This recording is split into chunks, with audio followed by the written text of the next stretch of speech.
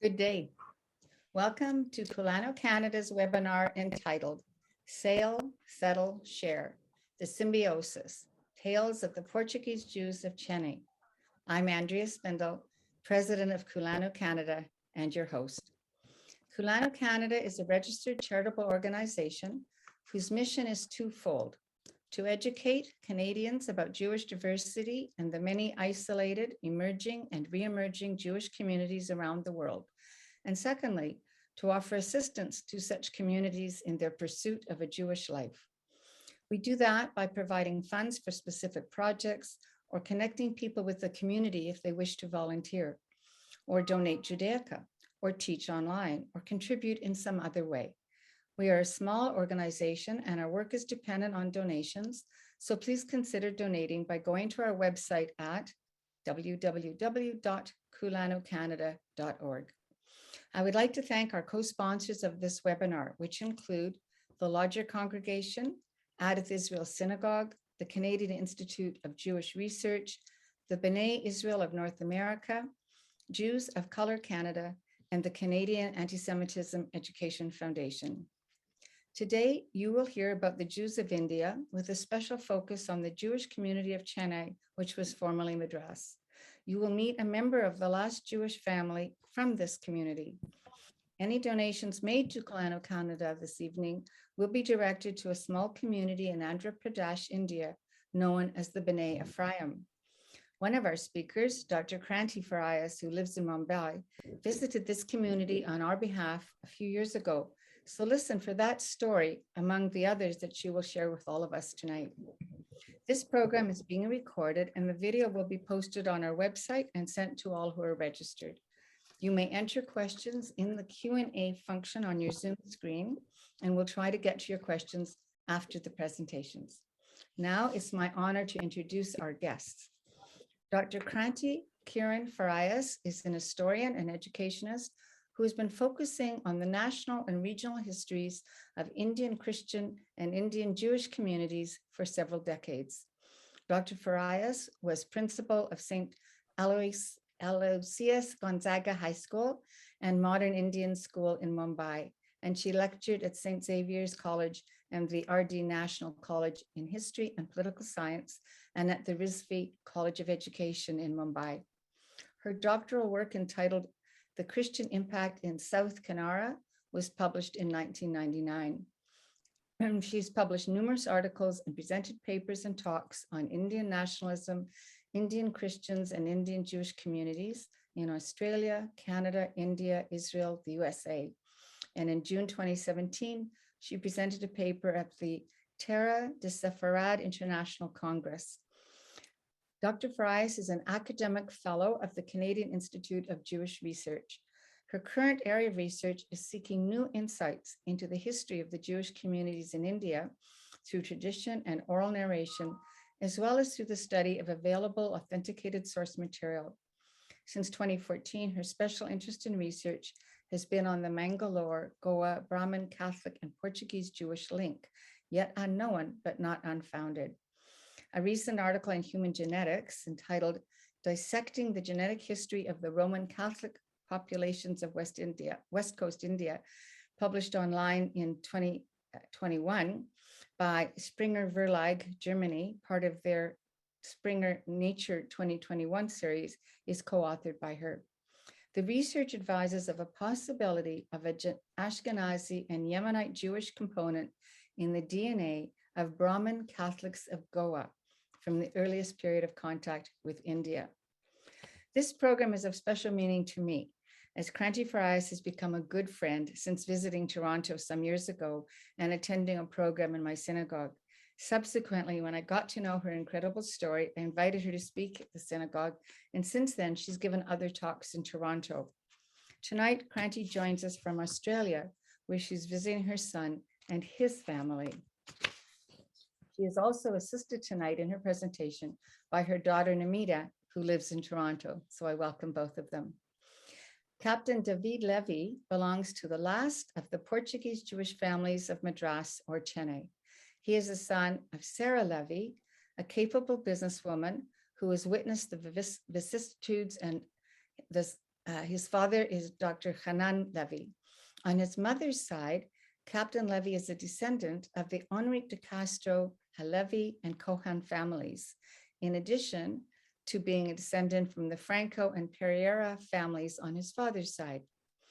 After finishing his schooling in the Kennedy School in Chennai, David was sent to the United Kingdom by the Enrique de Castro Trust to get his professional qualifications, and he now serves in the Merchant Navy as a captain.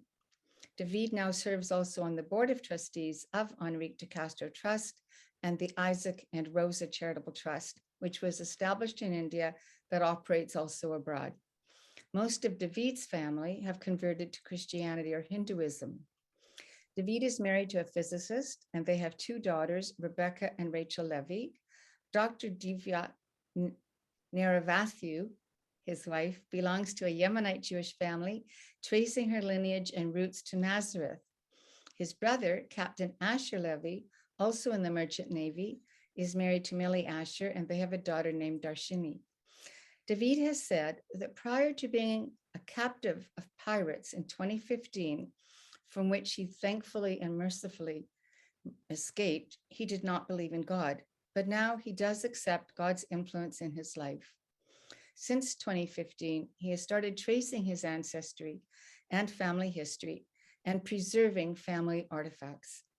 Thousands of family photos from Europe and Israel and documents of their businesses, property ownership, and transactions in India and abroad are being conserved by him, as are the objects of Jewish observance and the remains from the Madras synagogue. And some of these items are on view on his website. You can see them. He's made them available for public viewing. David joins us, he said, from the Atlantic Ocean.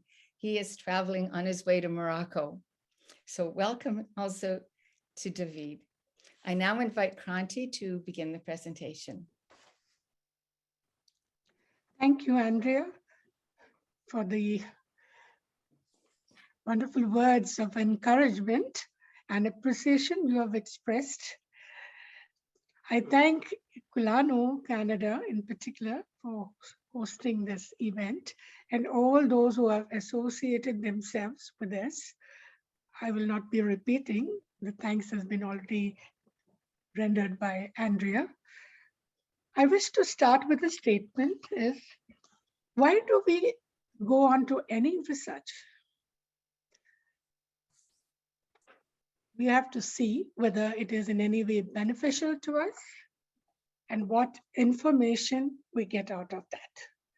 Therefore, I embarked on this journey of seeking a brethren. Somehow I felt there was something within me which was a connection to the beautiful tribal people of Israel, lost, but some are found. And I am still seeking a connection with myself, with the Goa Portuguese, and thereby ultimately to the tribe of Benjamin. That's a very far-fetched thing. And now I just want to get on with the thing to tell you how much I appreciate Captain David. I call him David, though he's David, but I'm used to calling him David, the anglicized form. I'm so delighted that we met. We met only on the net, as I say, literally. So that was a kind of a romance. Divya, don't be jealous, but that's a kind of a romance that sprang up. There's something that attracted us to share the legacy of the Portuguese Jews of Chennai. And there I give credit to Mr. Parthasarathi, who was the journalist who had in an article mentioned the last Jews of Chennai. So I go ahead now with my presentation, and I hope you enjoyed. Thank you, Andrea, again. Thank you, David, for being with me. Part 1, we have an overview of Judaism in India. Part 2, and the Jewish communities in India. Then I go on to part 2, which is particularly focused on the Jews of Madras, now Chennai. And part 3 is where the tales come. the tales of the history of the people. So you see, I called it sail, settle, share, and the symbiosis. So in this conversation, we hope to realize what was the symbiosis that came from the tales of the Chennai Jews. Next, please. Judaism in India. India is and has been a country with different religions, ethnic and linguistic groups. Indian culture is a composite culture, and religions have contributed to it. Its cultural unity is a unity in diversity.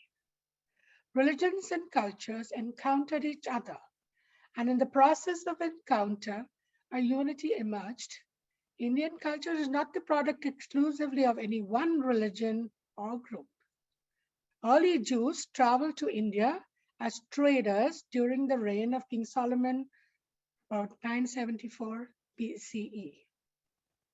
Judaism was one of the first foreign religions to arrive in India. Next, please. Next. This map I have shown you where the different Jewish communities were established. So you have number one, the Kerala Jews, or called the Kochini Jews. We think of them as 722 BCE, though they claim different periods of time. I've stuck to this one with the dispersal from Jerusalem. Second is the Bene Israel of Alibag, also 722. That's the green dot, Western India. Three I've put now ahead because they also claim that they came in about 2,000 years ago. So I have put three, that's the purple, to the northeast area and the eastern area of India. The Bene Menashe Jews, the Mizo Jews of Manipur and Mizoram. Number four, I have a very brief explanation about the Syrian Jews of Nagarkoil, which is in Tamil Nadu state presently, 1st century. Then about the Persian-speaking Jews of Old Delhi, 11th century. Then the Syrian Jews of Surat, 17th century. Number five, the Portuguese Jews of Goa. So you'll see Goa, 5 there, dark blue color. Next is the Portuguese Jews of Madras, Chennai, 17th century, on the east coast, southeast coast. Number 7, the Baghdadi Jews of Surat, because they first landed at Surat, Calcutta and Mumbai, 18th and the 19th century. Number 8, the Bene Ephraim, the Telugu Jews of Hyderabad, Telangana, 1972. And the Zion Torah community, which has no ancient history at all, but a newly formed Judaic community. And number 10, I've not particularly pointed out, but it refers to 2 prominent Ashkenazi Jews who contributed in a very, very great way. And there is one artist that is mentioned. Next, please. We begin with the Kerala or Cochin Jews. You have often seen this picture. I'm not going to dwell too much, just enough to know that they were greeted very warmly by the Cochin Raja when they had fled from Ranganore. They were been persecuted and they fled, and then they were eventually in Cochin proper. So this is the picture of the Pardeshi synagogue. You have the scrolls. You have a group that I visited and feasted with. Then you have the Jewtown Road, the famous Dutch clock tower, which shows that the Dutch had been kind and welcoming and protected them because they were Protestants. So probably that is the reason they were more welcoming and tolerant also. And the next picture is with the famous Sami Haligua, who I visited, who took me into the Pardeshi synagogue actually, and Babu Joseph, who has been very, very good to me at that time. And we had a lot of interaction and he took me around to both the synagogues. Next one. Then we have the Bene Israel. You have heard that often before. I think Anson and Samson has already done that. So I'm not going to dwell too much, just for you to have a little refresher. Like they have the oldest synagogue, the Share Hasheman. Then you have Magan Hasadim, and then you have Share Hasheman in Thane. Then you have the Tifaret synagogue, Jacob's Circle. Now, these synagogues were always in a particular area of Mumbai called Jacob's Circle, because that was where the Bene Israel community was concentrated. On one side of Baikala, when the Baghdadis are on another side. But now we're talking about the Bene Israel. Now, this picture is taken at the EPGDC, that is the Ruparel College Center, which houses the offices of the Evelyn Peter Joint Distribution Center, Community Center.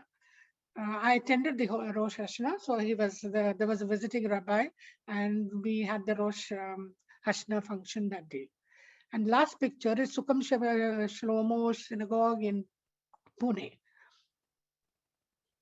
You see me there in the picture, so I was really present there. Bene Israel Ahmedabad. You have the beautiful synagogue, Magan Abraham Ahmedabad. At first, the synagogue had met as in the residence of Dr. Abraham, who was actually the founder of the community, you could say, in Ahmedabad. He was in Bombay, he moved to Ahmedabad, and thereafter he was closely in attention with the health issues of Mahatma Gandhi, a close friend of the Mahatma Gandhi. So that is the Magan Abraham synagogue, which was built later. You have in the picture Benny Rubin, who took me around to the synagogue. Then you have, of course, the interior of the synagogue. It's a beautiful picture. You have Reuben David, who's called the gentle zookeeper. He's no more. He is the father of, I forget the name, Esther David, sorry, Esther David. Then you have David Rubin, who was the gentle person himself, who took me around to visit the cemetery and the church. Thank you. Namita, next one. Yeah. You have Bene Israel in New Delhi, that is the Judah Hayim Synagogue, where I attended personally. I was there for the service on a Shabbat. So you have the interior of the synagogue. You have Mr. Nissim Moses, who was then in New Delhi, whom I had interviewed. So you'll see a young Mr. Moses and a senior Mr. Moses. He's a very good friend of mine, and he is one of the most generous people I've seen, always sharing knowledge and information.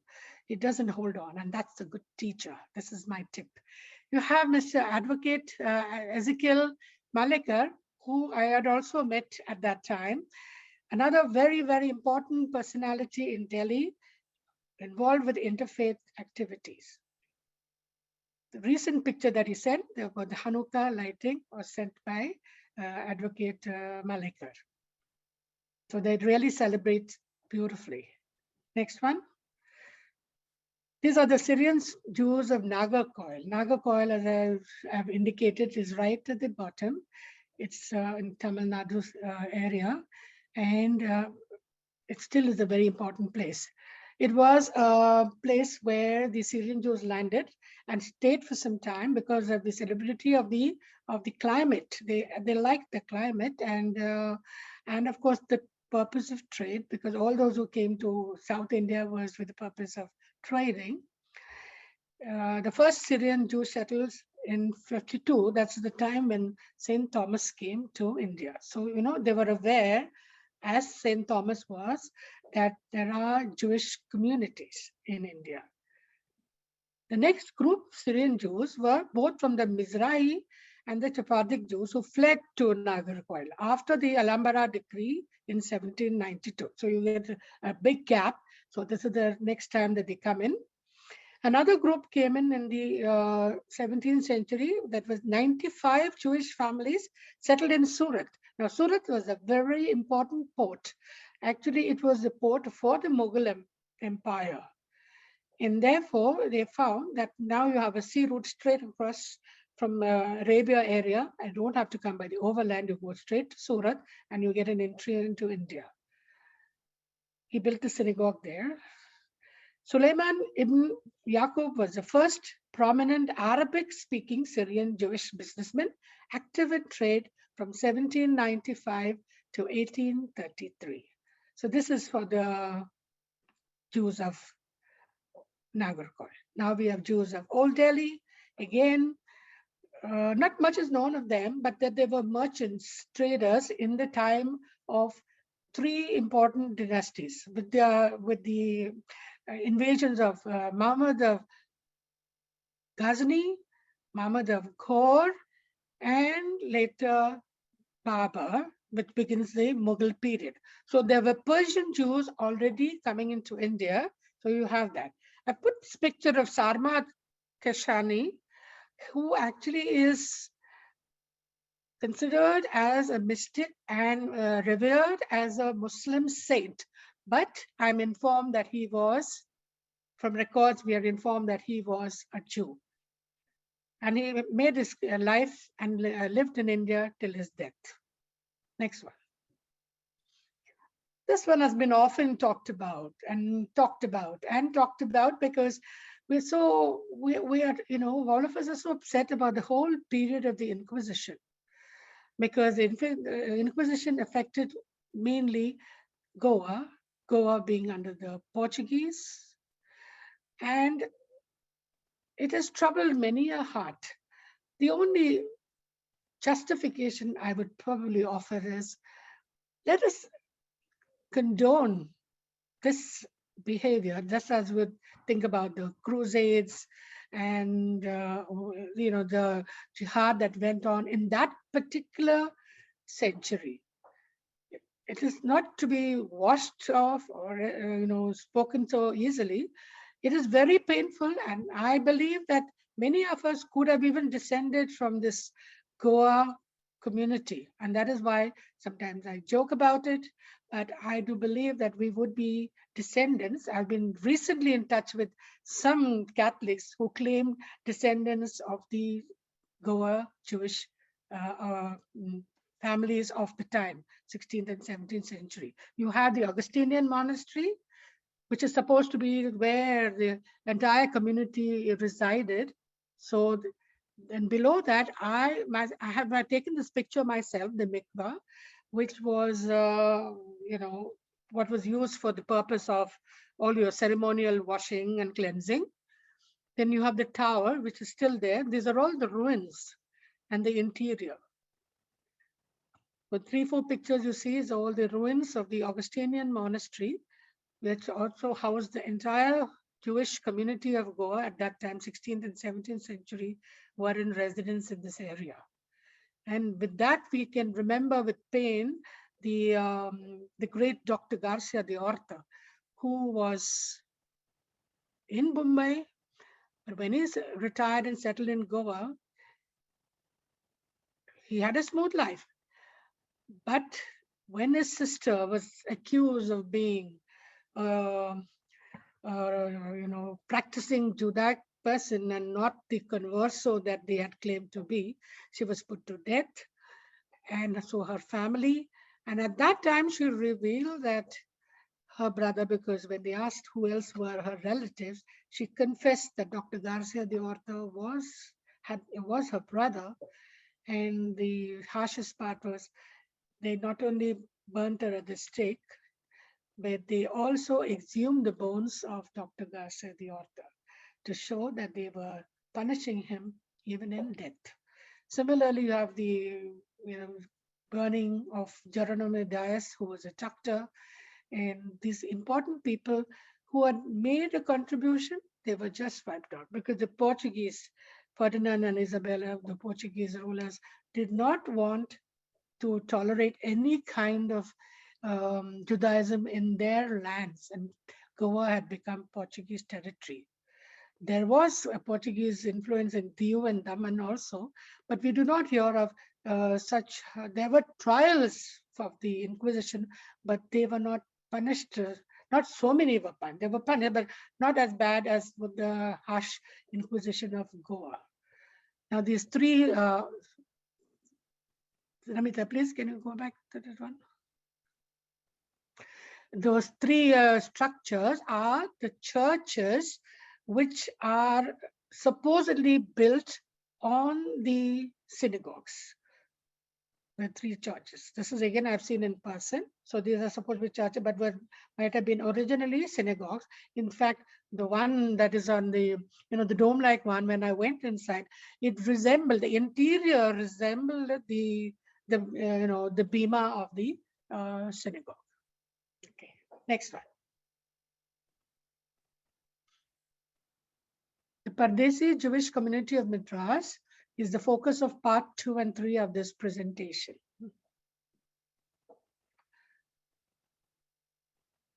Now we have next in chronology, we have Baghdadi Jews of Surat and Kolkata. The first one to land was in Surat, and the community developed gradually. When they heard about the business dealings of Bombay, the movement was towards either Bombay or Calcutta. And then you have the formation of a new community of Baghdadi Jews in Kolkata. Now, the prominent people, I'm not going to go into too many details, but I'm just going to tell you that one of the most prominent personalities and who contributed was David Ezra, the family. You have Lady Ezra, who is the daughter of David Sassoon of Bombay. So there are three synagogues that were built as Bethel, 1856, Magan David, 1884, and Neve Shalom Synagogue in 1831. So these are the places, but of course, only the functioning one now is only the Magan David, because the community has dwindled to maybe even less than 50. I put David Nahum Bakery. It's the most popular place, and the man has been very kind and philanthropic, and he had been the leader of the community, and he passed away. So we have Ian Zakaria, who is looking after the community now. Next one. The Baghdadi Jews of Mumbai and Pune. Here again, we're talking about one particular person who was literally the founder of the community, David Sassoon. He came in from Baghdad. They fled the persecution there, and he landed with his family, a large family. And very soon he established himself because he already was a wealthy person. He established a community, and the trade that was with the Baghdadi Jews was opium, very much in demand, and their products went. I mean, their merchandise went across right up to Burma, from Calcutta to Burma, and across to the China area. His sons have been very, very noteworthy, generous, philanthropic, and they have actually contributed to the well-being of Bombay. And that is why these places we have shown you, the synagogue and the David Sassoon, this is all due to the munificence of David Sassoon and his sons. You have the synagogue in Pune also, to show that the community, a smaller community, went there during the summer, hot months of summer. David and his family would go there.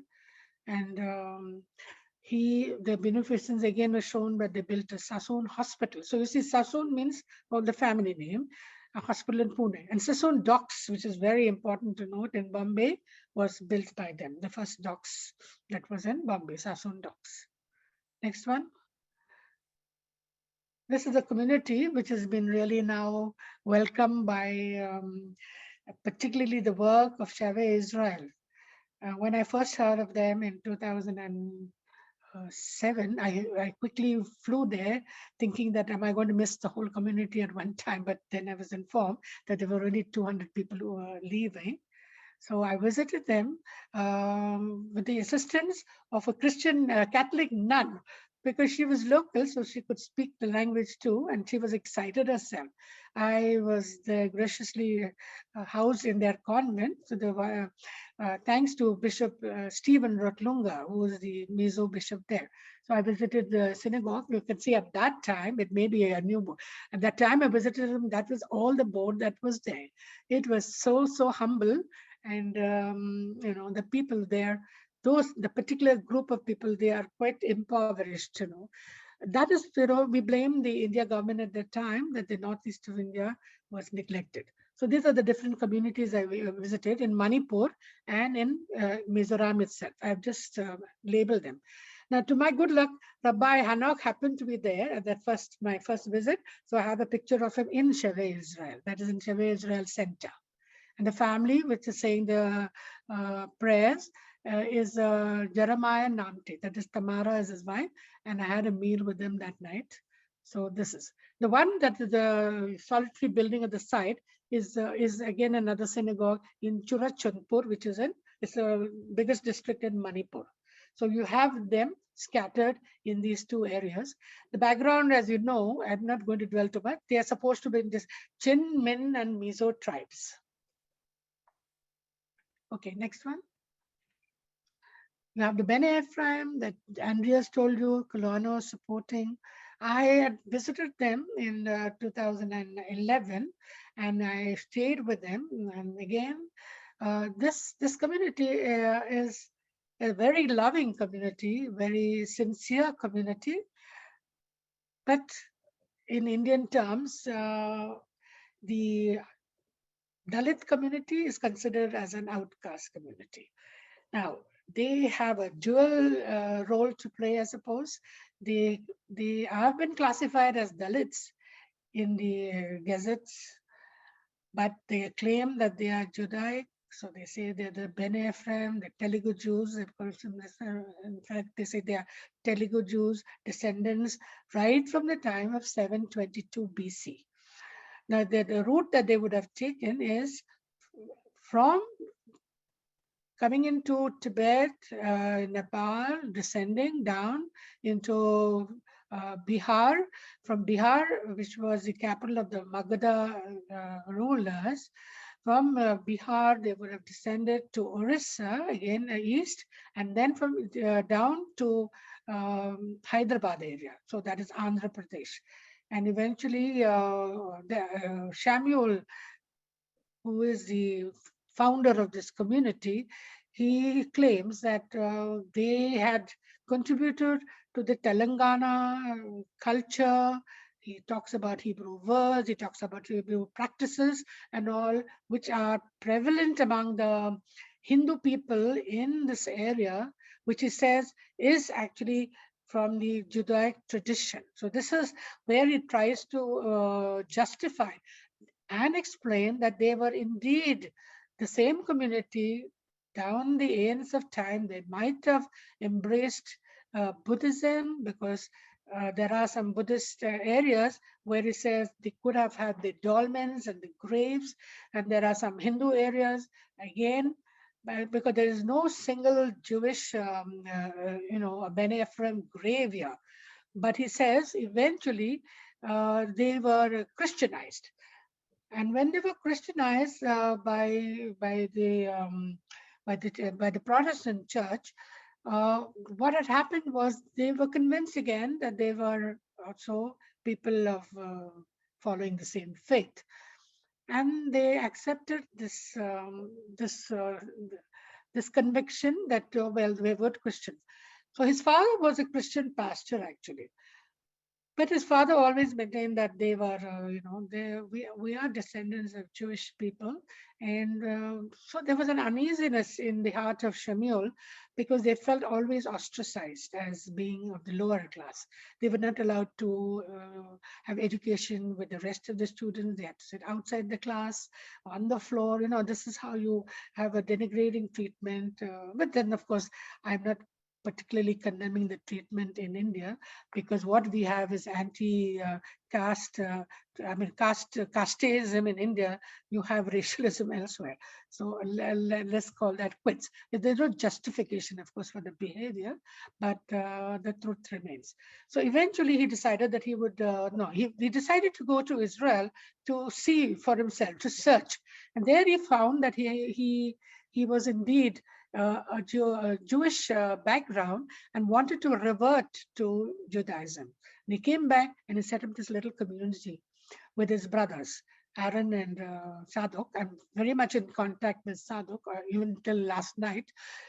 We are very, very, I have been a very dear friend to the family and to the community, but more with the family because we talk all often. His brother, unfortunately, Shemuel, the founder of this community, had a paralytic stroke, and he is now not able to talk, but he messages me through his son-in-law. Now, so this community, when I was there for Rosh Hashanah, the police suddenly landed there, and then we were a little alarmed. We were wondering why would the whole police come there? But they explained that they heard for the first time that there was a Jewish community and they wanted to celebrate with us. So we were delighted to have this. So you see the police in the uniform. There was a lady officer too. And the community, they were very happy to partake of our hospitality also. You have this gentleman there, Abraham. He is holding the Torah because I think after the worship, which I also got the opportunity of being a participant, he just showed this. Also a little bit to pose for me, really. Now the next picture is in Machilipatam, which is a little away from Chibrol village. It's about a 6 hours drive, and I visited Shemuel there. So he had put up literally a one-room synagogue, but that's the little synagogue. So he is there. I'm sorry, the picture is very faint because I may not have been a good photographer. And side one is his family. Now there are only two families who are there. His family, that's his daughter-in-law and two sons, and his wife's sisters, Professor Israel and his wife. They are close by. In fact, I stayed the night with them and one more person. That's all. Only three families from the community. But this is the Bene Ephraim community for you, Andrea and Colano. I think particularly the ones in Hyderabad, they just will be happy to get any kind of assistance from their Jewish community worldwide. Thank you. Next slide, please. Yeah. Now, this is an interesting induction of a community into Judaism. When I communicated with Sheila, who is the wife of the late Samuel Devi, I cannot get his name. Samuel was a husband. After interacting with them, a year later, the poor man passed away. Now, Zion Torah community has been newly formed only in 1972. He had a vision and a feeling and a dream that they were, Jewish in the background, but they had hidden that identity and that information till the death of his sister. So at the funeral time, when he claimed that there were about 3,000 people who attended his sister's funeral, who was Christian, of course. And he said, in the quiet, they were practicing as Jewish people because it's deep down they felt, and his parents had said that they were actually Jewish. So they reverted, and at that day, he invited people to cross the threshold. So about 1,000 people crossed over and joined his community. And they formed a community by themselves. But the Christian community was so offended that they ostracized them and asked them to have a separate congregation place to congregate. And so then later on they built their own center, which now they named it Zion Torah Center. So these are the pictures of the community, and this is the celebration, and this is the most recent one. Sheila, the one of the Hanukkah, you'll notice that there are diyas placed there. She particularly pointed out that to me, that we did it the traditional Indian way with a little lamp. You know, diya is very symbolic of Hindu festival of Diwali. So she says we made it like that, just to show that it was Indian, not Hindu, but that it was Indian. So Anne's son, Anne, sorry, not Sheila. Anne's son was, in fact, is Moses, is now studying to be a rabbi in Israel. I think he's going to be joining us on this on the Zoom. Next one.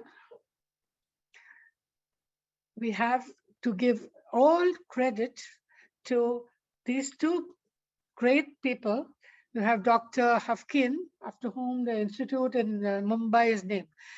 He was a Ukrainian Jew who had come to Calcutta, and he was, he was wanting to promote this, the vaccine against cholera, because cholera was a plague which was really absolutely, all over the country, and the British presidency was finding it very difficult to contain it.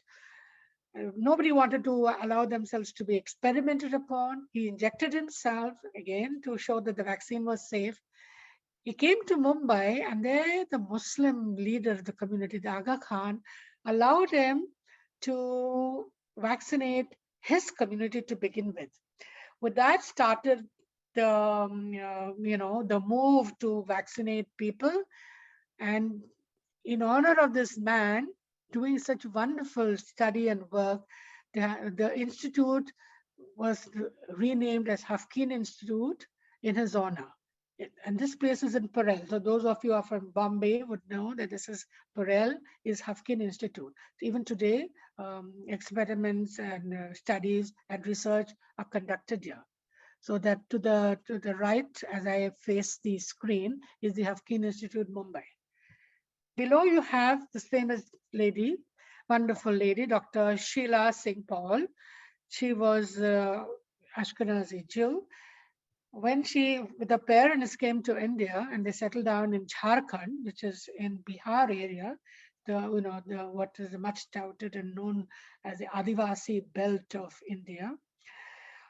She worked, they settled there, and she studied and did pediatrics and specialized in this. And she actually started this idea. She desired that children have to be vaccinated against polio, because she found that polio was hitting and taking away lives of crores of children. So this is this great lady in her youth and in her later life. And you see in her honor, the stamp has been released. I was showing the vaccine. I mean, they didn't put her picture, but at least they have a picture of the vaccine. Then you have Ruth Praver Jhabwala, who was again Ashkenazi Jew, but married an Indian. Cyrus Jhabwala was a Parsi architect. They moved to India and they settled in New Delhi.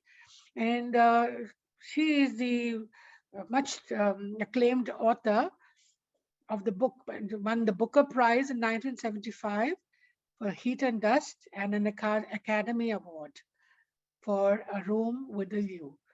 She is now in New York. Next one. Oh, there we go. Part 2, the exciting part, the tales of the Madras Chennai Jews, 1640. Everyone has heard about the Alhambra decree, or the decree of expulsion, issued on 31st March 1492 by the Catholic monarchs of Spain, Isabella of Castile and Ferdinand II of Aragon, ordering the expulsion of practicing Jews from the crowns of Castile and Aragon and its territories and possessions. The primary purpose was to eliminate the influence of practicing Jews on Spain's large Jewish conversos, new Christian population, to ensure that the latter and their descendants did not revert to Judaism. That was the decree. With the decree, they decided to flee. Going back now to Jewish merchant. Judaism, one of the first foreign religions to come to the west coast of India in 974 BCE. Spanish and Portuguese, that's called the Pardeshi. Paradeshi means foreign. Paradeshi. Desh in Hindi word means Desh is country. Para means outside. So as you say, outside country means foreign country. So Spanish and Portuguese, Paradeshi Jews, and the British Jews came to India via England, Holland, and Italy after the Alhambra Decree of 1792. Diamond merchants, the Sephardi Jews, came to Madras after the Alhambra Decree. Now they came for shelter. So now we are coming to shelter. And then the trade. So next is the trade. So now they spoke Ladino, that's a Judeo-Spanish. But in India, they learned Tamil, which is the local language of Chennai area, and Judeo-Malayalam from the Kerala Jews. Malayalam is a Kerala language, language of the people of Kerala. Now the East India Company had actually purchased a small area there, and they built a fort, for protecting themselves and their property. So they built in 1693, they built a fort and they called it St. George in honor of the king. It was called the White Town. Now, as soon as there was a white town, somebody has to attend to them and serve them. So a little community of Hindus lived immediately outside the fort. They would come with all their belongings and their possessions and their sales and their products, like, probably the crops, or even, the important thing was spices, and sale of the little clothing, whatever was Indian, beads, necklaces, whatever was there, they would have a little kind of an open area sale. Now that became what is the Black Town. Black, not because of Black Town, like we have Black Hole of Calcutta, which was a British horrible period of time. Black Town because they were black people. Hindus were dark skinned, so this was Black Town. So this was only for the Hindus. So they were outside the fort. The whole locality, including Fort St. George, White Town, and Black Town, was called Madras, and was the first territory acquired by the East India Company in India. East India Company considered the Portuguese Jews as interlopers, but they soon realized their importance in dealing with the Golconda diamond business. What was the main purpose for which the Portuguese Jews had come? So they found the, East India Company was British. So British means Protestants, Portuguese means Catholics. So Portuguese Jews were the safest. So they knew that they are safe with the, with the East India Company dealings rather than being in Goa with the Portuguese Catholic dealing.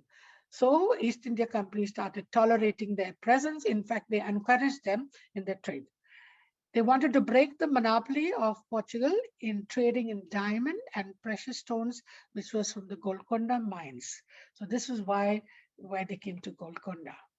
So this is, I've shown you the picture of Madras. British ruled. To the left is the Portuguese territory of Mylapore, just a few miles away, as David explains to me. I've been there myself, but now more recently we have been talking, and I've been to Madras a couple of times. That's why I know all about Madras.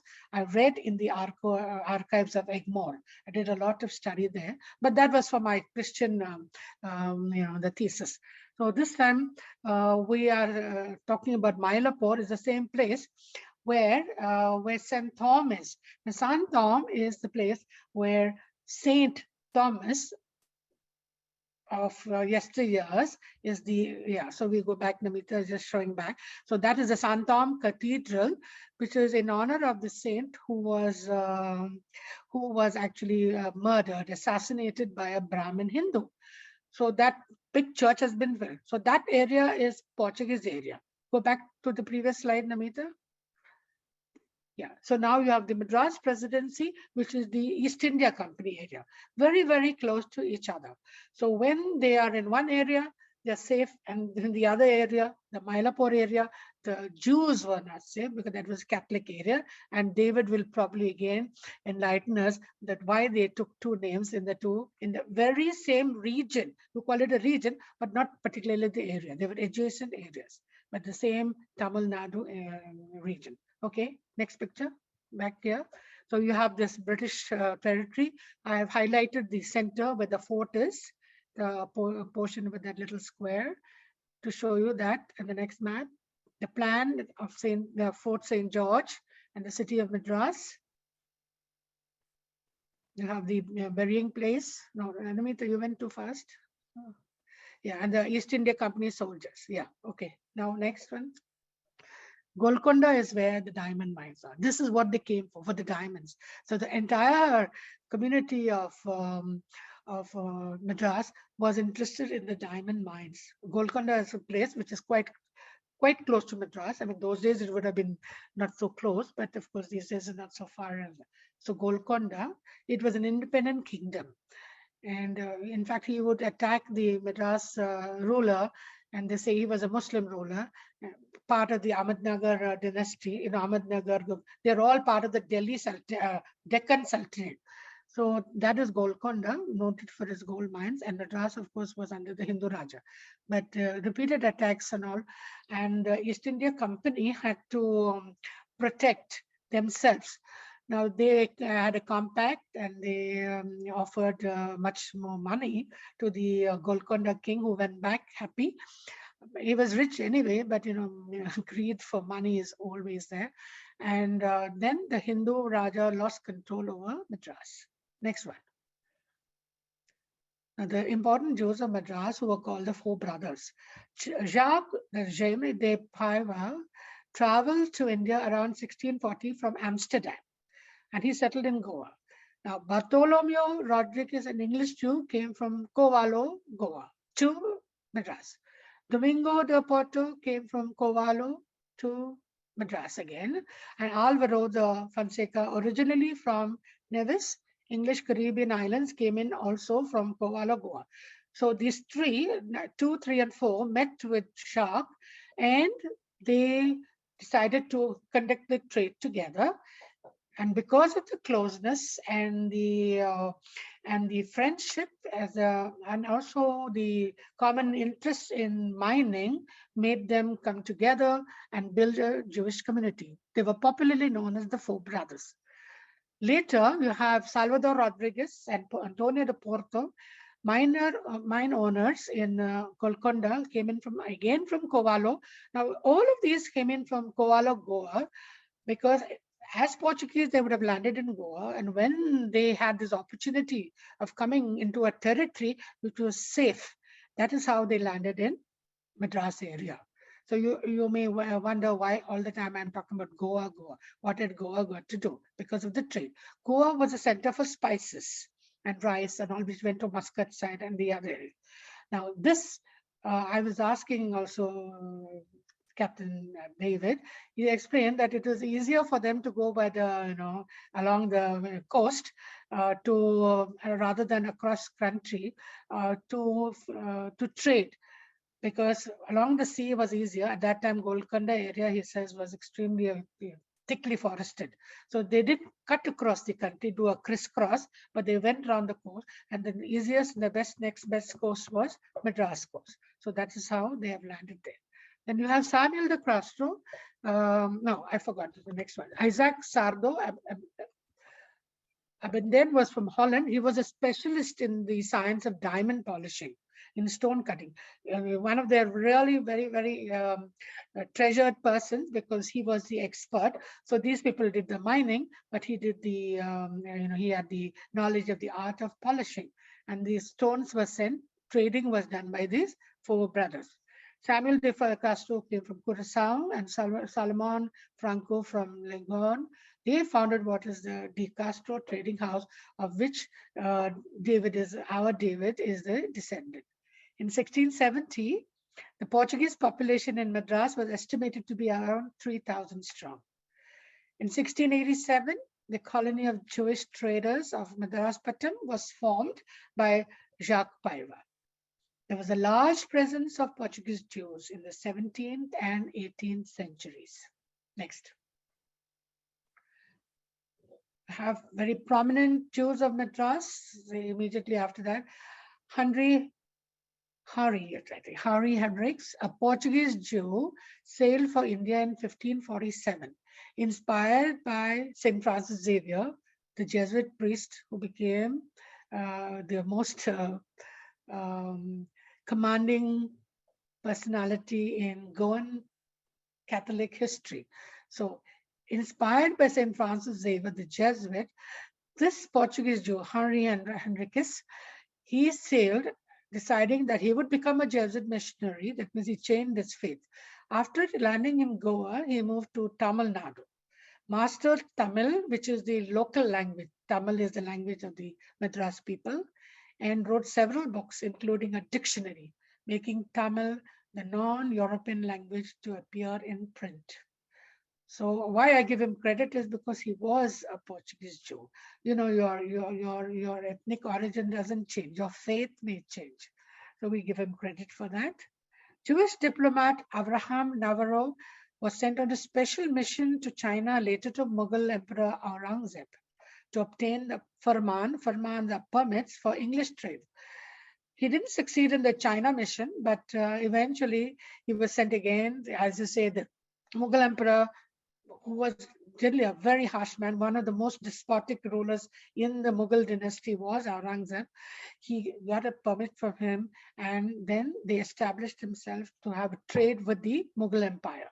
So you have of course, the picture down is only about this Henry Henriques and his translation of the Doctrina Christiana. Next one. Now, the formation of the White Town. We've just spoken about it earlier. Fort St. Joseph, historically called White Town, I explained why white already, was the first English fortress in India, founded in 1639 in the coastal city of Madras, the modern city of Chennai. Excuse me. Subsequently, the East India Company was established in Fort St. George the same year. On 29 September 1688, Governor L.I. Hale founded the municipality of Madras, composed of the mayor and 11 aldermen appointed for life, and a council of 60 citizens. William Pitt was the president of Madras, again from the British East India Company, was the president of Madras on 7 July 1698 and remained in his post till 1709.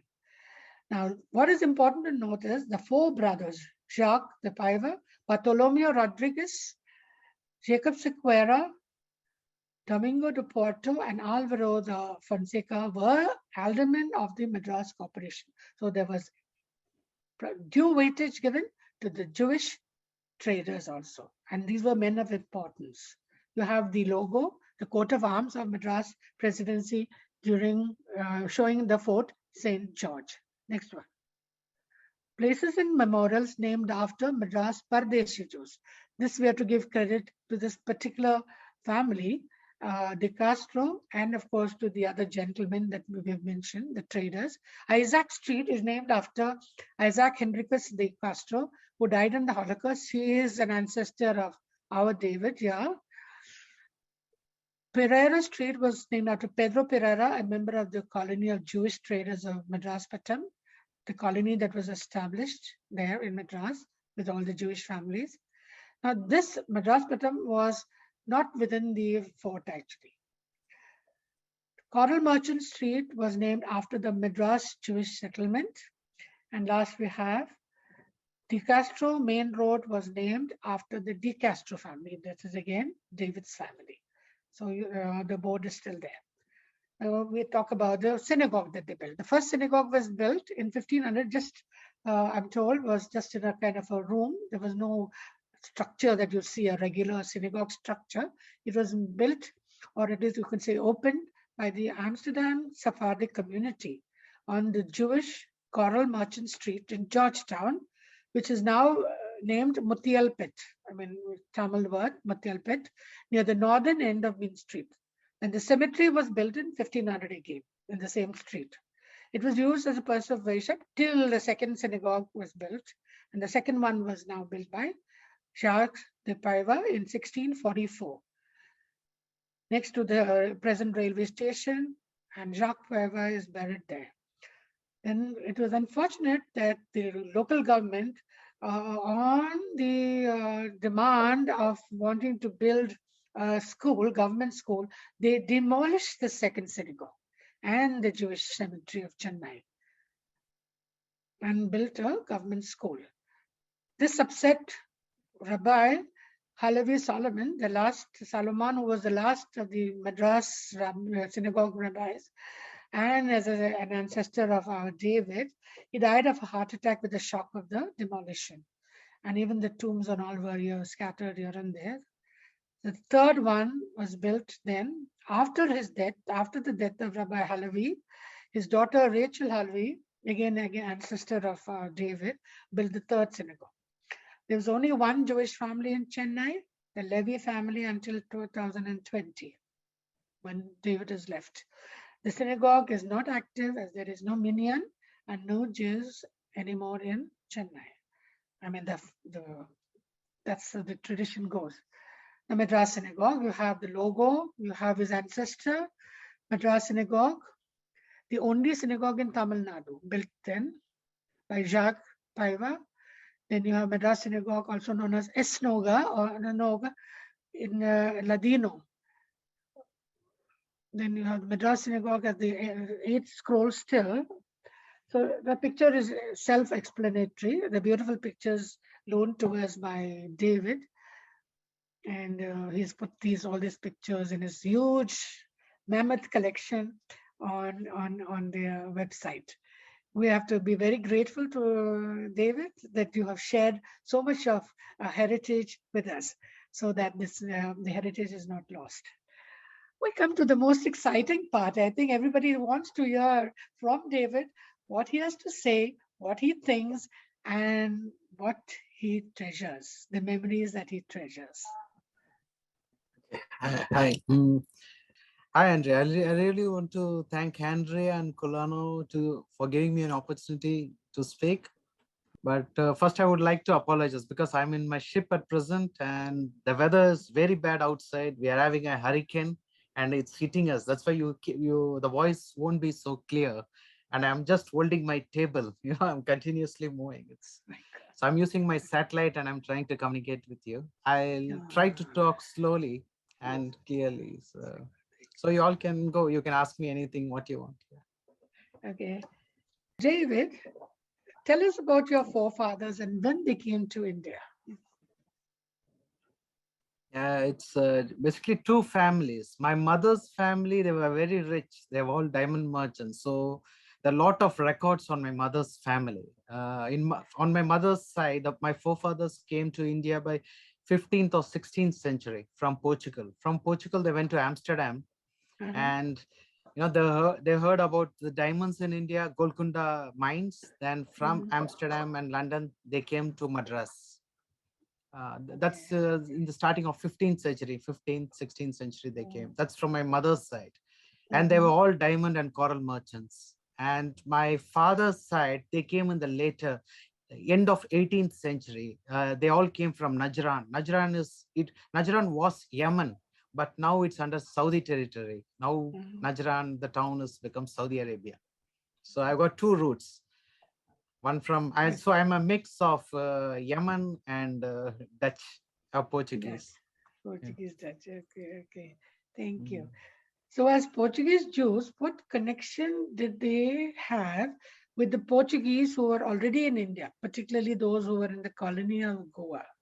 Yeah, after the Inquisition, they had to suddenly pack up Portugal and they went, they were all very rich in Portugal as well. They went to Amsterdam. And we Jews, we always have connections. Family is first priority for us, even for doing business or anything. Because maybe we are scared or anything. In my family, we do business only with family. So they heard about the Golconda diamonds, Golconda mines in India. That was in 15th century. So they all decided that India was the opportunity. There is a boom, the diamond capital. So they decided they would come. So they came to Madras, a family by family. So they used to take diamond from here and they used to take it to Amsterdam, polish, and then to London and sell it there. So that was the start of their venture in India. Okay. How did the Inquisition affect your family? You're not affected, the Inquisition? In Goa. In Goa. I'm talking about in Goa. Yeah, we don't have. See, that's why my family, if you see, everybody have got Portuguese name, like Enriquez de Castro, all Franco, Pereira. they all are Portuguese. So they never disclosed that they were Jewish. It was all business family. So they would always pretend that they are Christians or Catholic, and everybody have got two houses. Only when they come in a safe place, they do the religious practice and everything. So they all used to Okay. hide, I think, the identity. Okay. Okay. So you had to conceal your identity. So that means, as I Yeah, explained earlier, we in the Mylapore area, it was Portuguese territory. So you had to be careful yeah. there. So there you were Catholic. Mm, And when you came to the East yeah. India territory, that is Fort St. George, you were Fort Sikh. St. George. There you became Jewish. Yeah. So you had a dual Jewish. Yeah. identity, you had dual names Yeah. and dual Yeah. practices also. So your religious practices also must have been dual. If you were in Mylapore, you'd have to be pretending to go to the Catholic Church probably, which may not have been very palatable to those who are very staunch and Orthodox Jews. But for business reasons, probably a dual identity. Thank you for sharing that part. Anyway, as I have to remind our viewers again, both the townships are in Madras area itself. Would you share about about your ancestry, your Rabbi Daniel Yaakov Cohen? Yeah, you want to tell us about that family? Yeah. This Since picture, of course, you I've can got point few out. You can rabbis start in by my saying this family. is your parents. You can start you announce rather than I announcing it. Let the viewers know who are your I don't know parents. how You to. just So on the extreme right are my parents. That's my father and my mother. That's Hanan Levy and Sarah Levy. So that was the photo might be in 1977, I think, around 1976. So that time we became really poor. We didn't have anything. I'll come back to the story. And the next one is Rabbi Salomon Alevi. He was from German. For now, I have found out he was a German citizen. Now after research, and that's my great grandmother, Rebecca Cohen. She was from Yemen. So she was the daughter of Rabbi Daniel Yaakov Cohen. So they were all refugees from Yemen. They came to Cochin, and they were working for the other Pardesis. So in India, in my community, they call us either white Jews or black Jews. So I am in between. I am black. Some people call me black Jew, some call me mixed Jew. So this is where I come from. You can see my family, my great grandmother, she's black and my grandfather is white. So I am the product. So on the next, that's my great grandfather, Salomon Alivi. So behind him, you can see Rebecca's mother with Cochin Indian type of dress behind. These photographs are more than 100 years old. This was taken something in 1912. So Rabbi Salomon Alevi was into photographs. So he's got thousands and thousands of photos. So that's so on the extreme end is my grandfather who was from Amsterdam, Levi Enriquez de Castro. So his parents were killed in the Holocaust. Isaac Enriquez de Castro and Rosa Enriquez de Castro. So this is all from my mother's side. Okay. All right. Okay. What can you tell us about your maternal grandparents, about the Castro family? So the Castro families were very rich from the time, they were all diamond traders. And once I think the end of 17th century, the diamond were finished in India. There was no more diamonds. So they started looking at alternative business. So they entered into banking, they were all doing finance. So finance was a boom. They used to lend money to finance. Then they thought, and they were seeing that spice trade was a boom at the end of 17th century and 18th century. So they went out and they bought estates in Vatakanal. Still the Enriquez de Castro family owns huge estates, thousands and thousands of acres in Madras. Nobody knows. And the river in Vatakanal is named after my family, Livinji River. Nobody knows. Even if you go to Google Map and you see, then you will see. So now I'm disclosing everything because we have left India. And I don't think so. We are going to come back after that. So now, so that's our estate. So this is But my family logo. what happens to your properties that you have left behind then? Are they in a trust? Are they there for a trust? It's all in the trust. We have got more than 100 families all together. So about 50% of them are Christians and Messianic Jews. and now there's only a small percent of them are Jews. Okay. And some Christians, they have gone to Israel and they have become Jews, and some are married ultra Orthodox girls from New York. Oh, So there's a okay. big mix up in my family. Some want to be Ah, Jews, some want to be Christian, some want to uh-huh. be Messianic, Mm. but still everybody are part of a family. So all these properties are owned by Enriquez de Castro Trust, which is very big. Oh. But what Anne Sampson has said something. David, my mother's parents were from Iraq and Yemen. Oh yes, Anne, that's for you, David. Something common. What I wanted to ask is the businesses. Um, Everybody gets benefits of the businesses from this. What the Yeah, form the trust. You still benefit. Everybody then benefits. Those are in India and those are outside India. everything. Do they all benefit from the trust? Yeah, yeah. Yeah, They they are. do? See, the trust is split. Yeah, this is a 400-year-old trust. This trust Huh. was established in 16th, 17th century. From that Okay. time, my family does business in, and nobody owns the money. It is all owned by the trust. No, you So could buy an how do you independent disburse property, the but money then?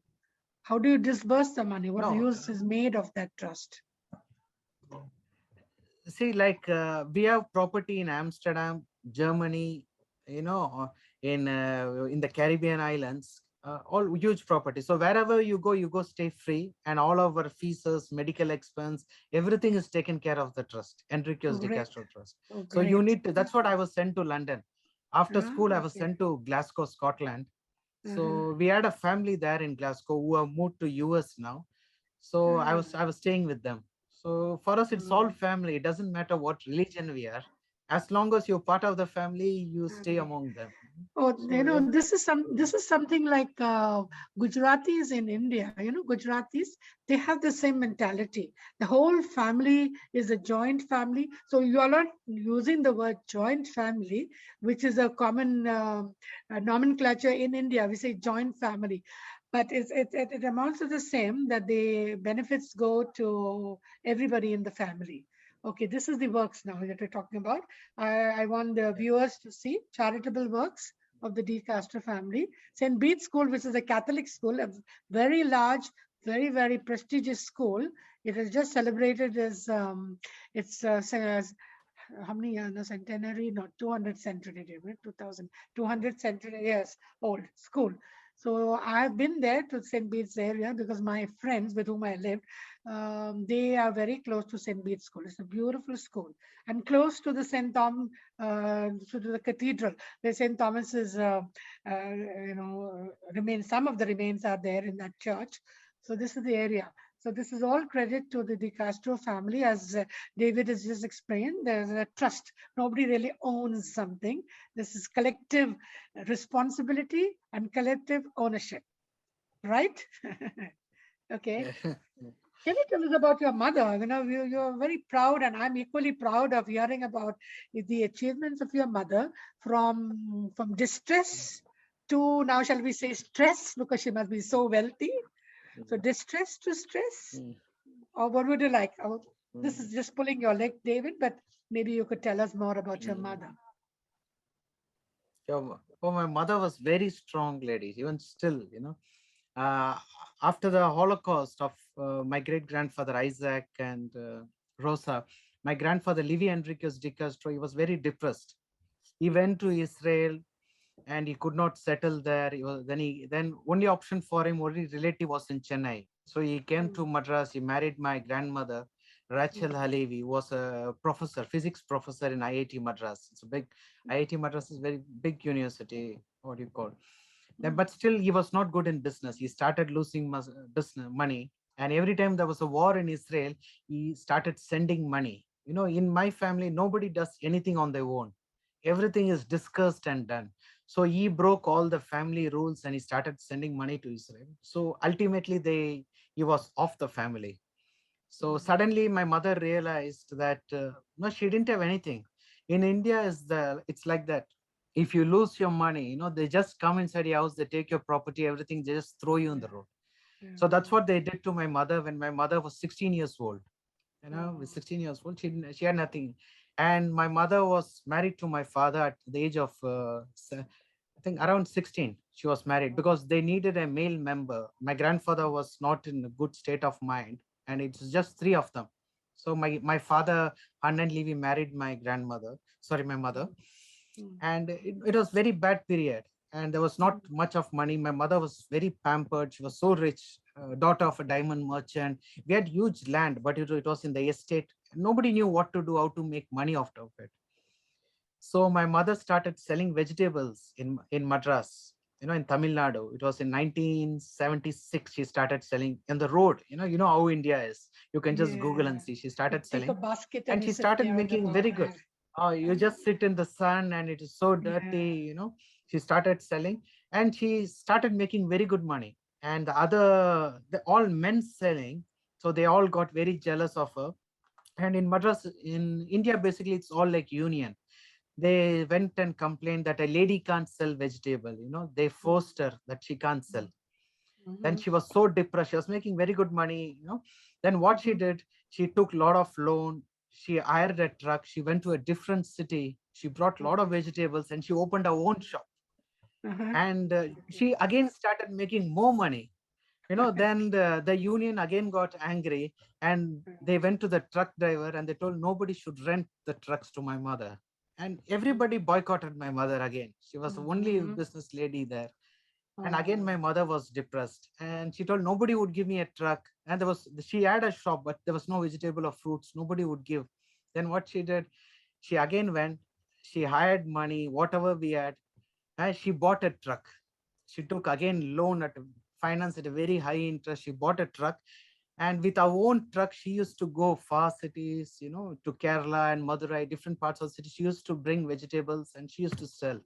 So again, she started making money. So these union leaders, they force the financiers, and some of the financials, they'll have to immediately get all the money back. So my mother had to sell the truck. She sold the truck. She gave them all the money, and she didn't have anything. Again, we came back on the road. Then then after that, she again took loan from everybody, and she's entered into finance business. She used to give money to the local fisherwoman, small finance. And that was a boom. That was our family business of finance. She didn't know anything about finance, and that was my mother's start. And within a span of 4 5 years, my mother started financing everybody in the city, whatever my mother did. And within 10 years, my mother started controlling the price of vegetable in the full state of Tamil Nadu. And my mother became the union leader within 10 years. And my mother was the sole supplier of the government of Tamil Nadu. And then she started communicating with the main family, Enriquez de Castro, because everybody, sometimes I start crying when I say this. I And everybody know. started knowing my mother's capability. She was very young. She was Yeah. married at 16. I was born 16, I was that's what I'm born when she saying. was 17. Yeah, I Oh, was born when she was 17. yeah. And she started making money, and the Enriquez de Castro family came in. She was very rich by the time, and they wanted my mother's help. She had a lot of contacts in Tamil Nadu, Mhm. and they asked my mother what to do. And my mother, again, from finance, she started two other consultants, one big trucking company, which was almost the main trucking company in full state of Tamil Nadu. And my mother started a big consultancy company, because India was in the boom in 17, 18, 19, and nobody knew English, or they didn't know where to get the missionaries. My mother had contact with the government. So with the help of Enriquez de Castro family, my mother used to get missionaries from Europe, say Malaysia. So that was the real boom of the family. And my mother took over full of Asia Pacific. Our full Mm. property of Enriquez de Castro, my mother started managing. At present, my mother's gone to Bahamas. Okay. So now she's taking care of the two wings of the family, Asia and Bahamas. So she says You she's mean retired, but she she's still not conducts retired. She's still business from working. there? She still conducts Yeah, business she from still there? conducts. Yes, David? Yeah, yeah. She still conducts She's business from yeah. Bahamas? Yeah, that's Oh. correct. Yeah. Yeah, Mm. hats off, dear. I don't know. Are you listening in to us, Sarah? I'm so delighted to hear, and such a precious mother to a precious Jewish descendant. David, I hope one day I'll be able to track down my history, genealogy to the Castro family or to the Alvaro family, because my father's side I'm Alvarez, which could be Alvaro, and my mother's side I'm Sequeira. So again, these are Jewish names. So we're just hoping that someday we'll find a link sometime. Okay, these are the memorials in honor of the Madras Patrashi Jews, as David has explained. This was a memorial in honor of the good that they did. So this is what I would say. Symbiosis is the good that they did. And she was so beloved. Isaac and Anna, Isaac and Rosa. Anna is, as you say, brother. You know, there's a very popular, I mean, it's an endearment by the Madrasis, the Tamilian people. So Isaac Anna was always ready to help us and considered to be one amongst us. And Rosa Henricus was known as Rosa Anni. So Anna and Anni, as I say, brother and sister, dear and wife. So the, or it could be, as we have explained, wife of the elder brother. So these were the Tamil names showing that the Tamil people will never forget. So that Holocaust memorial is there in the memory of this great, this couple that did so much for the community within the Jewish community and the outside, which are the Indian community. That was a great contribution. Thank you to your memory also. Yes. Now, this is about David's childhood. Okay, tell us. This is exciting. We're always wanting to know what happened. How were you? How did you feel? How did they love your boyhood and all? David, tell us. Now, let me ask you very particular questions about that. At what age did you recognize your Jewish identity? Yeah. I come from a very orthodox family, all rabbis. My grandmother, she used to always, any problem, all my grandmother does was praying and crying. So my mother used to get irritated. My mother's very active. She doesn't cry. I've never seen my mother crying. She's always ready to fight with anybody. So the religion, okay, my grandmother used to cry. My grandmother used to say, it's Shabbat, stop working. You can't do this, God will get angry. So my mother used to fight. There's nobody feeding. I'm bringing in the money. There was always fight within my mother and my grandmother. So I never knew what Jew was actually. My grandmother used to take me for Shabbat. We used to light candle. It was like this. So when I was in the 10th grade, Tamil Nadu in India, there's a lot of caste system. So especially when you come in 10th standard in a TC, that's a transfer certificate in school, you have to mention your caste. So I went home and I told, what caste do I come? There was a general form in India. Either you're Hindu, you're Christian, or you're Muslim. There's only three, or Jain, Sikhism, like this. So I went and asked my mother, where is Jew? I can't find any Jew. There's no Jew. My mother told, don't worry, let us go. Then we filled Jew and I gave in the application to my headmaster. And they told, what is Jew? Are you Jain? Who are you? Are you sick? What is Jew? Even my headmaster didn't know what a Jew is. And he told me, we can't accept your application. Go to the Tahsildar. That's like the government office. Get a community certificate. That's the certificate you just showed. So the community certificate. So my mother told, okay, and I was forced to get a community certificate. It's a norm. So you can see there. So there was other cousin, one of my cousin who was in the same class. So he was messianic. His family had become messianic. So my mother wanted me to be different from him. So my mother went to the Tahsildar and told, he's not Jew. My son is Orthodox Jew. And my aunt was telling, yes, my son is not Jew, he's Messianic Jew. So if you see both our community certificate, I didn't even know what is Orthodox Jew. All this time I knew I'm a Jew. So my mother and my aunt, they're from same family, the two ladies, they started arguing with the Tahsildar. I want community certificate for my son, but it has to be Orthodox Jew. And the Tahsildar didn't even know what is Orthodox Jew. He told, okay, madam, you write the spelling. And my aunt was telling, no, write Messianic Jew. And they literally, these two ladies, they wrote Messianic Jew and Orthodox Jew, and they gave it to the Tahsildar, and this is the certificate which I got from my school. Yeah, thank you. I'll explain to the audience. Tahsildar is what we say, the officer of collector. Collector is in charge of a district. A district comprises of a number of villages. So Tehsildar is the Indian word for collector. Yeah. Next slide then. Next question. Okay. Now, you didn't tell us about this, what your classmates called you. That was interesting. I think I asked you once, what was the Yeah, nickname that your classmates gave you when you were in school, of course, as a youngster? yeah. Yeah, so once I submitted this certificate, even my teacher didn't know what a Jew is. She asked me, "What is your religion?" I told Jew. Then she, "No, what is your religion?" I told, "Okay, Orthodox Jew." No, but she didn't get it. So there was a big conversation. I told there is a religion like this. Then they started telling. Then my cousin told, "No, Jesus was a Jew, so he is also a Jew." But why are you? No, it's a big conversation. So all the students heard this Jew, Jew, Jew, Jew, and the class was finished, and we were Yeah. just walking out. Then all the boys and girls they started calling me, "Okay, juice. This boy belonged to apple juice family, orange juice family." That's the knowledge in India. They thought Yeah. juice. So from that Oh, time I was called apple juice, orange juice, grape juice. So they have made fun of me from that point. oh, but Hmm. did it hurt you, or you just thought it was funny? Did it hurt you, or No, did you think it it was was funny? no. Initially it was funny. Then sometimes you get irritated. But Yeah, it was we were all kids. Just funny. They're yeah. all my friends.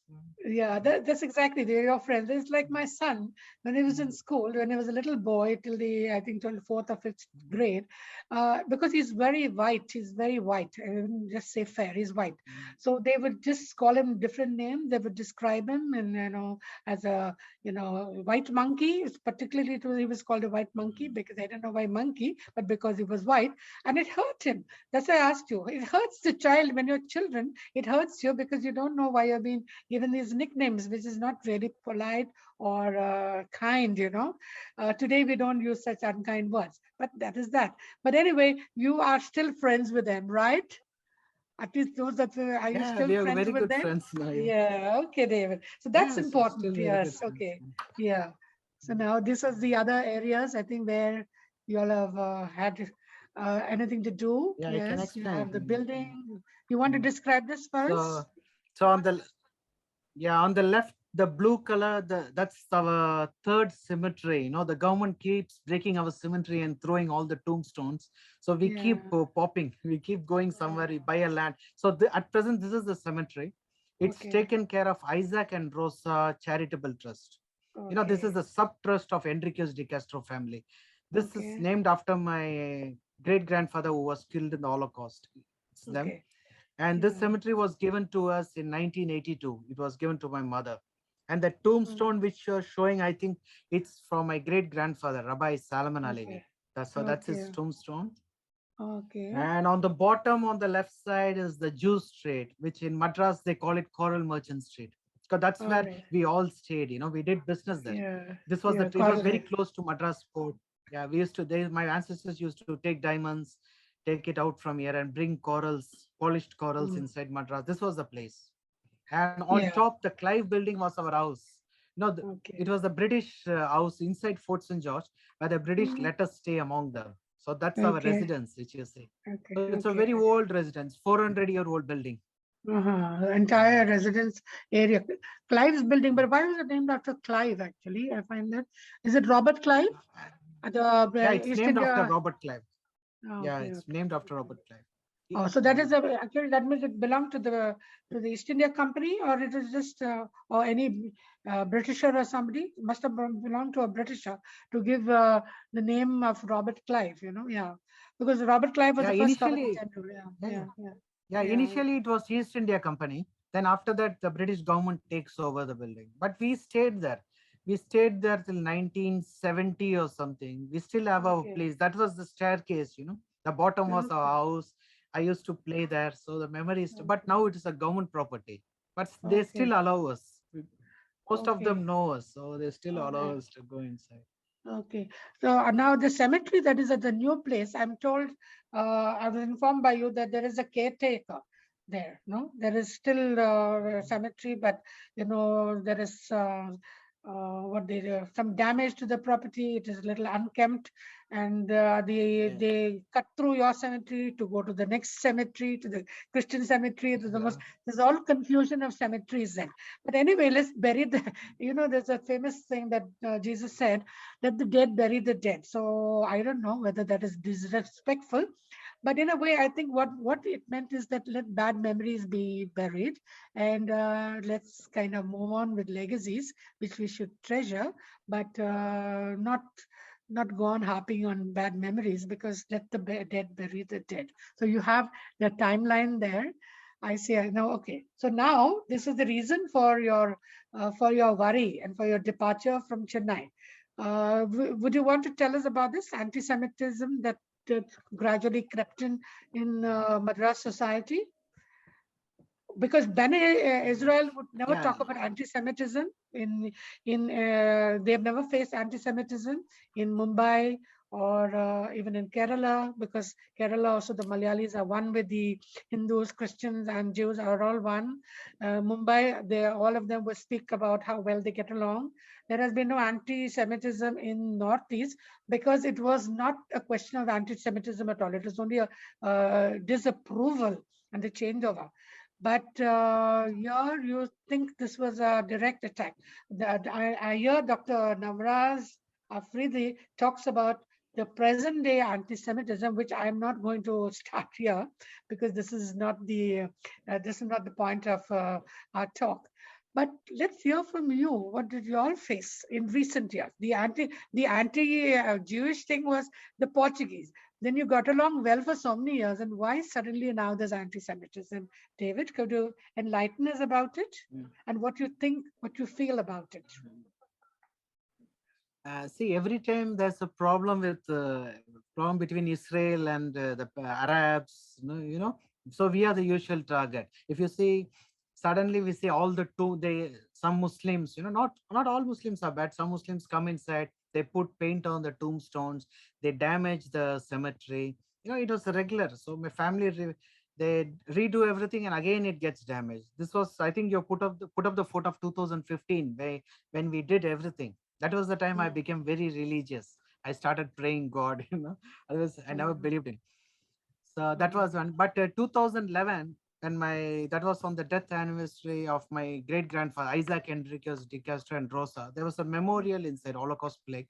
So me, my wife, my aunt from Amsterdam, they all come. So we were just coming out of the cemetery, and there was this young Muslim guy, maybe in his 15 or 16 years old. He took some, I think, a chemical or something. He threw on my wife's face, on my head and all. And what happened? That time my wife was 4 months pregnant. She was carrying, and that's why you can't find any photo of my wife. Our old face turned black. Whatever exposed body of her turned black. And she was 4 months pregnant, and for medical treatment we rushed to US. So that's the reason my younger daughter was born in Florida. So we are the other Jewish community, our family, Enriquez de Castro family, they had very good relationship with Mount Sinai Hospital. So they arranged everything in US for my wife. And so medical treatment, everything was done. So it was okay. So even still my wife's face is not so good, but that's why she's fed up. After that she stopped praying. She was not at all religious, very secular. She didn't have anything to do. It's just because half my relatives are very fair. They're all Europeans. Though I am dark, my other family members are very white. They wanted to target them, but my wife was attacked. So that was a big shake-up for my family in 2011. Then after that, in 2017, as I told you, our estate in Vatakanal, which we have our own stream. The river is named as Livinji stream. That's why we go. It is very safe. It's on the hilltop. Nobody knows. The whole town, whole village knows us. And that was in ISIS terrorist attack. They planned and they came inside. And that was very bad. In the middle of it was just before Shabbat. Even it is miracle. We all would have died. I would not have been speaking with you. We were repairing the gate before Shabbat, and my mother told, it's Shabbat, stop all the repair. Let us do in Monday. My mother's becoming religious now. So all of a sudden, my mother comes out in the evening, Friday, around 5 o'clock in the evening. My mother says, she never says Shabbat. She told, okay, now it's going to be Shabbat. No more work. Everybody go, everybody come back on Monday. And they told, we can't open the gate. It's a huge gate of our estate. And my mother told, don't worry, everybody go.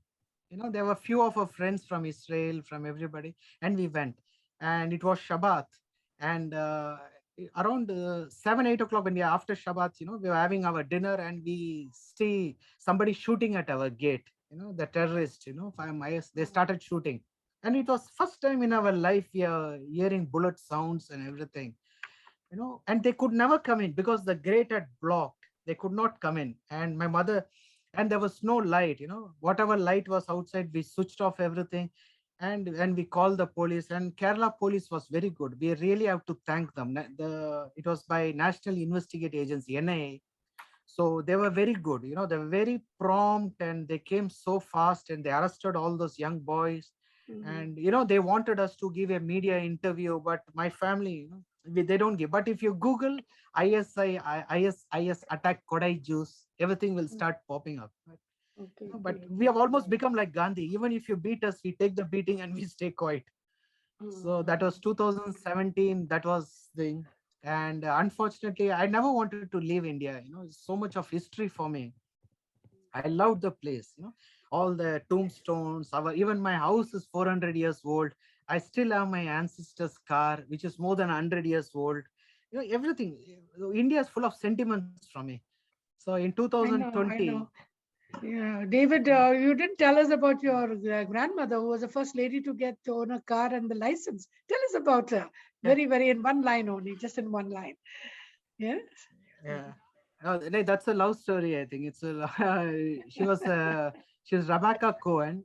Maybe you can go show her photo. She was Rebecca Cohen, daughter of Daniel. Yeah, that's it. That's my grandmother. I exactly look like her. So the gene effect is Yeah. there. You know, I So look. that was a, yeah, So okay. yeah, our father was a refugee from Yemen. So that's why she's so dark. So Yemeni and Cochin dress. And she Mm, was working for the white Jews in Cochin, the Paradisi Jews, white Jews. And mm, mm, this is my grandfather who's sitting down. He's from yeah. German. Uh-huh. He was supposed to marry a white Jew, white Paradisi Jew. So Mhm. somehow he used to meet this Rabbi Yaakov, my great grandfather. So he fell in love with my great grandmother, Rebecca Cohen. And he didn't want to marry the white girl. He married my great grandmother. There was a big, so that is the point when the problem started. She was very poor. She was just Yes. teaching Hebrew, and she used to work as a maid in other Jews' house. She was so poor, a Mhm. rabbi's daughter. She didn't have money. Okay. And the rabbi and Solomon married my grandmother, and there was a lot of Uh-huh. problem. They used to accuse her because of the money you cheated and you married him. And they moved to Madras. She had no formal education, and she was so and she started driving, and she was the first woman in the state of Tamil Nadu, maybe India even, I don't know, to buy a car in 1940. And she used to drive a car in 1940. She didn't even know Uh-huh. ABCD, she didn't know English, but she could drive. She passed, she got a driving license. I put her driving license on net. She was very strong. And she used to travel to Europe, and she took over all business in full of South India. She didn't have any formal education. She took over full Yeah. business. And Rabbi Mm. used to always travel in Europe. Ours is like family, each family, this is all from my father's side. They are all Yemenite Jews, so you can Okay. make Okay. out the difference, the color Yeah. difference. So Okay. in between, this is my grandfather from my father's side. That's Ishak Levy. They're all working Okay. for my mother's family. Mm-hmm. And in Mm-hmm. between is Ruth Levy. That's my grandmother, my father's mother.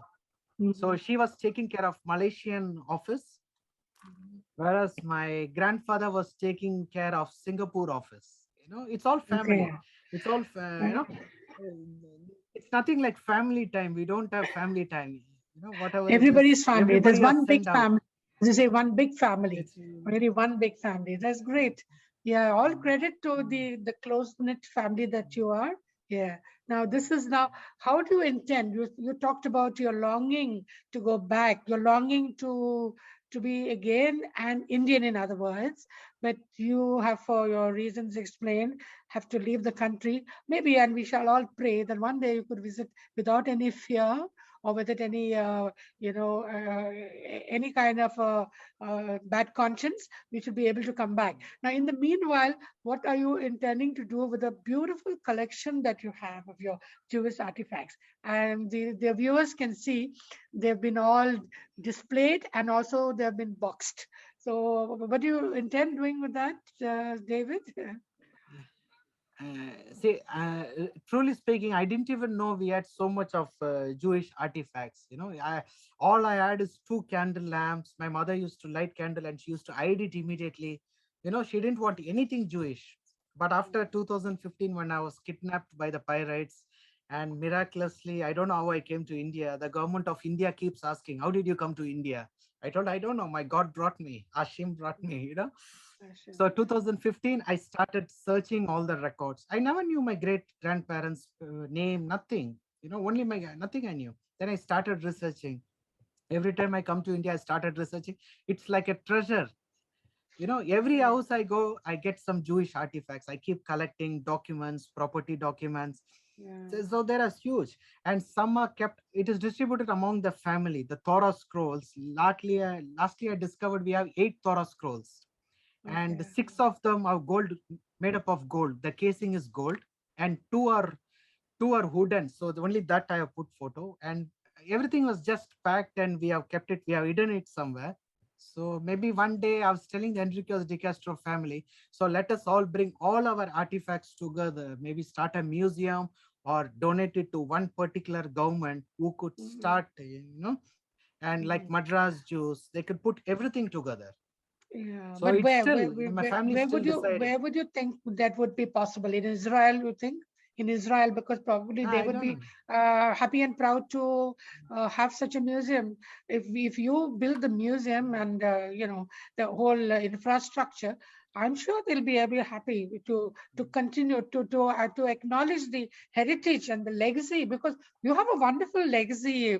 They were absolutely marvelous. I think the viewers have been, I can see the pop-ups that everybody is waiting and, waiting. I want to also ask you what happened. Do you have the Bima, and do you have, what about the structure? You talked about these are the movable artifacts, but what about that? Because I think some of the Jewish communities transported from Kerala, I think. I remember they said the whole ark was taken. What about, did you all have something like that? You have the ark? So the government just came in. They broke the synagogue and cemetery, and the Oh, main bima, everything was damaged. And if oh, you see, you in one of the photograph, you had shown a small, like a place where all the, like a bima under which my great grandmother made. yeah. It was about 50, 60 years old, I think. Okay, okay, So that was okay, exactly made for 8 Torah scrolls which we have. okay, So it is okay, exact okay. dimension. So that's what she Yeah, used to kept hidden. So I put a video in Wikipedia, which very few, okay, how my grandmother had built a synagogue. So we go on the okay, first floor, we open all the steel gates, and we go underground and we pray. It was just a small place because we were just one family. So she okay, had built that. okay, I think okay. I'm Thank you. Now, have, I wanted to just, we have to kind of probably, yeah, um, I think, yeah, Kanti, I'm going to jump in. yeah, yeah, We have, yes. I really am very impressed. I have to say that to David, one of the most interesting aspects of your story is the strong women. If the, I'm Yeah, sure the audience everybody. pick it up, your mother's, your grandmother, amazing. I wish that I'd known them. They sound fabulous. There've been some wonderful questions and comments, but we really have gone, well, generally overtime, although I don't know if we had a fixed end time. I want to tell you that people have stayed interested because we've had almost 200 people throughout. We had 280 people and we still have almost 200 people attending till now. So although I think there's a lot more interest and curiosity and more questions, and you've been wonderful to share your personal story, I think we will need to call it a day, a night, an evening, whatever, wherever you are on the continent. The globe. One question that I think people would really like to have answered, and that is, where are you actually living now since you and your family left India? So it's a normal protocol. When any attack happens, the family splits. So my brother, I don't know whether I can say, the government of UAE, United Arab Emirates, they invited my brother and he's in Abu Dhabi under their protection. So he's gone there. And my mother's moved to Bahamas, which is our ancestral place, the Caribbean. 400 years my family is there. So I wanted to go to Amsterdam, which where Enriquez de Castro family. We have huge property, cemetery, everything is managed by my great grandfather's trust, David Enriquez de Castro. That's my another name. Okay. So I went to Amsterdam. At present, now I am in Berlin because we have a property in Berlin which belongs to my great grandfather, Rabbi Salomon Halevi. So still, I don't know where I'm going. And even my whole life is uncertain. I don't know what I'm doing. Now, at present, I'm in the ship. So Right. after 15, I think my life belongs to God. You know, Ashim decides everything. I'm trying to be Yeah. religious in my own way. So let's see what is planned. See what God has planned. Well, we hope you'll come and visit Yeah. us in Canada, right, Kranti? And you'll come back. And Yes, I we'd love know. to I know. see you. I'm waiting to come back to you all. I can't thank you enough, Kranti. That was wonderful, very well organized. And thank you for introducing us to David. It was lovely to meet you. And we wish you well. You should have no more tourists, no Okay. more hardships, right? And thank you everyone for Yeah. having joined us. And thanks again to all of our sponsors. Thank you, Numita, and everyone. Thank you. Take care. Bye for now. Thank you. Thank you. Shalom. Bye. Bye. Bye. Shalom, shalom.